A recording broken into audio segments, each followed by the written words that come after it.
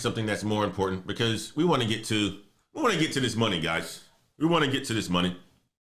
And this is one that I came across on how to make your online application irresistible to recruiters, according to 5 executives from LinkedIn, Glassdoor, Monster, Career Builder, and the Ladders. So guys, you know, if you had a coaching session with me and you are looking at getting into a position in tech, I walk you through how to use LinkedIn and how to be effective at doing it by showing you how I've been able to do it and showing you examples of how I'm constantly being tapped on the shoulder via LinkedIn for other opportunities. And part of that process is that I walk you through is something that Untitled Chapter talked about in the video that I dropped on yesterday. Well, you can use tools such as LinkedIn after you filled out your application or submitted your application to contact recruiters and so forth. And I teach you how you can do that if you're a premium member or you just need to connect with somebody on LinkedIn. What you need to say, what you can say, and so forth. But you can use tools as Twitter to reach out to recruiters and hiring managers and things like that to help you stand out. At the end of the day, I say it like this. Many of us have been to an event. Could be a club, could be a concert. You have to wait in line. I hate waiting in line. Matter of fact, when we went to Disney in February, I took the family there. We got the fast pass, whatever you call it, the Disney Plus pass. My kids don't even like to wait in line. So I'm going to do everything I can to make sure that I'm not going to wait in line and I'm not going to require my kids to wait in line as well too. But these shortcuts can be used into the job market as well. Submit your application, contact a hiring manager, recruiter, or so forth by using LinkedIn Premium, InMail, connect with them, using things like Twitter, reach out. Many of these people have social media platforms. If you want to get on the radar and not have to wait in line, if you connect, you can go through that side door, or you can get the fast pass. Or if you know somebody, that's the power of networking, guys, they can introduce you.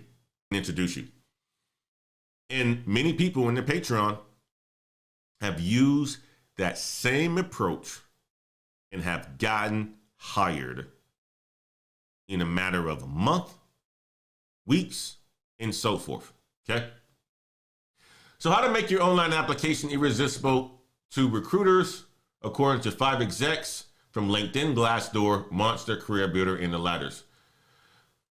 Okay, let's talk about it. Searching for jobs online can sometimes feel like you're sending your resume into a void, unclear if it will be reaching a hiring manager's inbox. Yet, using a company website or a job site like Career Builder or LinkedIn are some of the most common ways people apply for new roles. About 77% of applicants used a company's website to apply, and 58% use job sites, according to the data from resume builder Zeti. Insider spoke with executives from 5 of the largest job search sites, Glassdoor, Monster, Career Builder, LinkedIn, and the Ladders, to get their best advice. Blake Barnes, Vice President of Jobs at LinkedIn, says there are simple tweaks you can do to make your LinkedIn profile to help recruiters find you on the platform. Here are some of those things you can do. Here's some game for you guys. Make sure you open to new opportunities. Make sure you are open to new opportunities.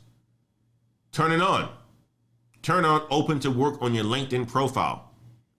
Reaching a recruiter on a platform is one of the best ways to get an opportunity.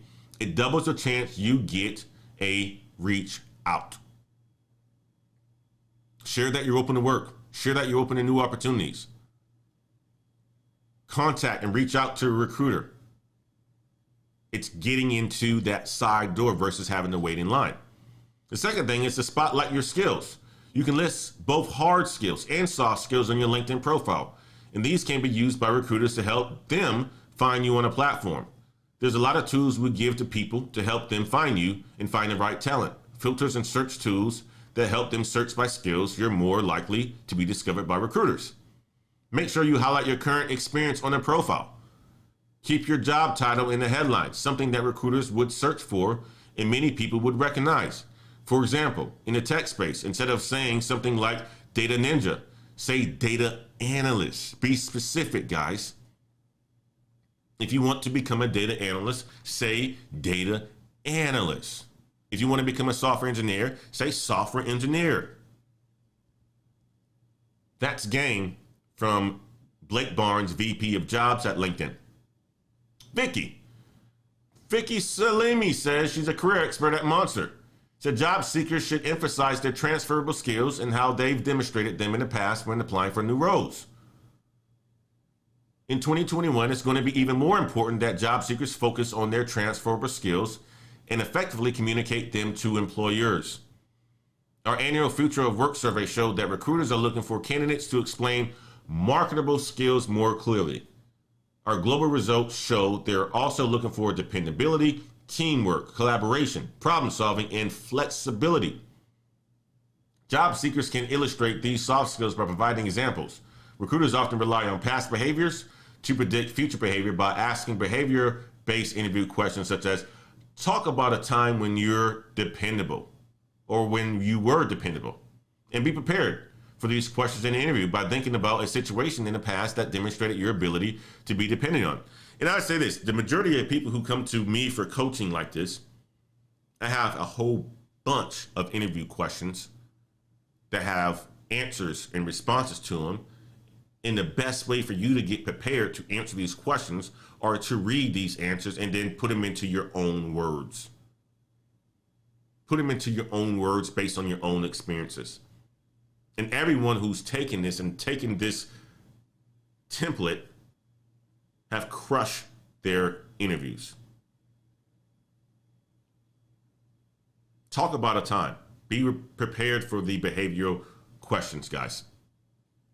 Christian Sutherland, CEO of Glassdoor, says you need to understand what matters most to you before you begin your search. It has to begin with knowing what matters most to you.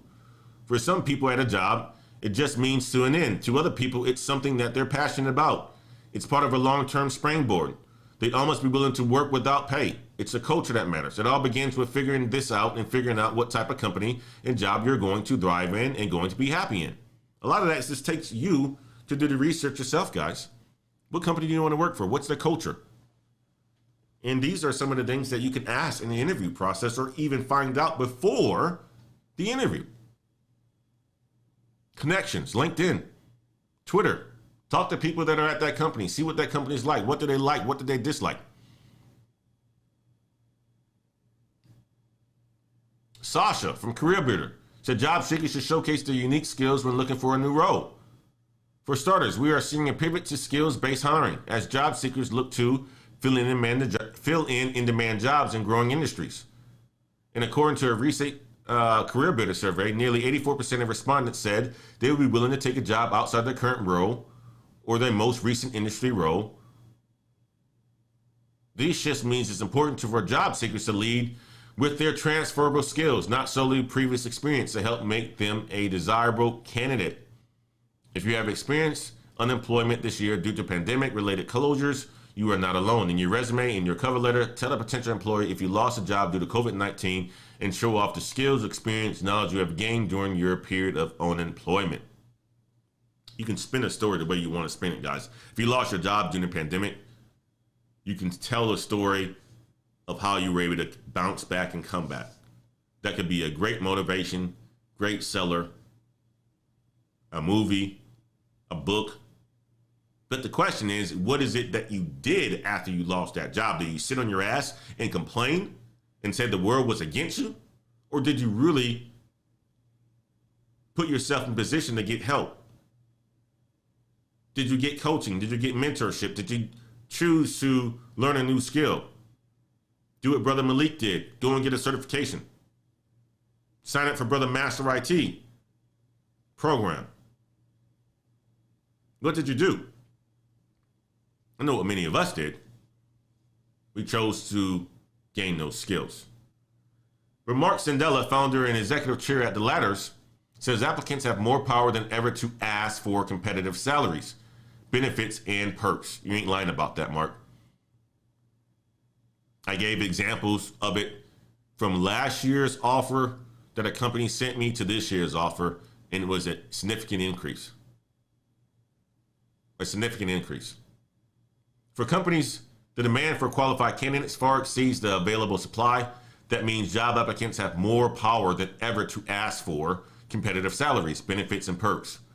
With their newfound power, applicants can be far more selective about the places they want to work.